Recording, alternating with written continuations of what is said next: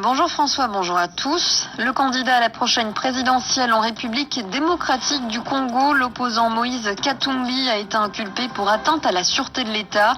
Plusieurs ONG dénoncent la pression des autorités sur le parquet général de Lubumbashi. Quel impact va avoir cette affaire judiciaire sur les ambitions présidentielles de l'opposant? C'est la question qui se pose à l'heure actuelle. Moïse Katumbi est l'un des plus grands rivaux du chef de l'État, Joseph Kabila, pour le scrutin à venir. Un homme qu'il connaît et qu'il a soutenu lorsqu'il faisait partie de la majorité présidentielle. Il faut se rappeler que Katumbi, homme d'affaires, président d'un prestigieux club de football, a aussi été gouverneur de la province du Katanga et un poids lourd du PPRD avant de rejoindre l'opposition, Laura Martel. C'est au début des années 2000, sous l'aile d'Augustin Katumba Mwanke, longtemps bras droit du président Kabila, que Moïse Katumbi s'impose peu à peu comme une figure politique de la majorité.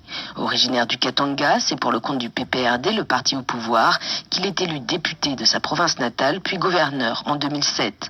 L'image symbole date du 7 novembre 2009. Ce jour-là, dans un stade de Lubumbashi en délire, Joseph Kabila et Moïse Katumbi partagent ensemble la joie du tout-puissant Mazembe, sacré pour la 3e fois champion d'Afrique. Pour la présidentielle de 2011, Katumbi soutient à nouveau Joseph Kabila, mais les liens vont ensuite se distendre. Et puis, il y a cette allusion politico-sportive, fin 2014. Alors que l'opposition accuse le président de vouloir se maintenir au-delà de ses 2 mandats, Moïse Katumbi évoque 2 pénaltys acceptés, mais un 3e qui pourrait inciter le public à envahir le terrain. Mais finalement, c'est en septembre 2015 qu'il démissionne du PPRD et de son poste de gouverneur. Motif invoqué, tout est mis en œuvre pour ne pas respecter la Constitution.